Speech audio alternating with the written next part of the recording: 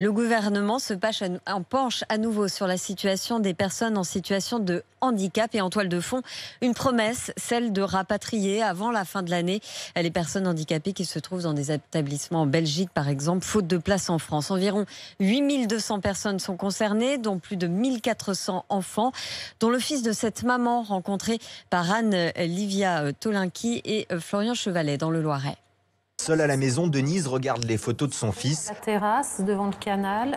Vincent, 31 ans, est atteint d'autisme sévère. En 2011, par manque de place en France, sa maman est obligée de le placer dans un établissement en Belgique. À cette époque-là, on n'a pas eu le choix. Mais 10 ans et des dizaines d'allers-retours plus tard, elle souhaite aujourd'hui que son fils revienne dans un établissement français. On voudrait le rapatrier au moins dans le Loiret ou dans un département limitrophe. Il désire de voir notre fils quand même plus souvent, de participer un peu plus à sa vie. On dit loin des yeux, loin du cœur. L'État s'est donc engagé à aider au rapatriement de ces personnes. 90 millions d'euros ont été annoncés, mais Florent Chapelle, coprésident d'Autisme Info Service, constate que pour l'heure, peu de familles sont tentées de faire revenir leurs proches en Je pense France. que pour beaucoup de gens, malheureusement, l'idée d'avoir laissé partir leur adulte en Belgique, finalement, on s'en contente. Ils savent qu'aujourd'hui, la solution en France, elle n'est pas encore sortie de terre.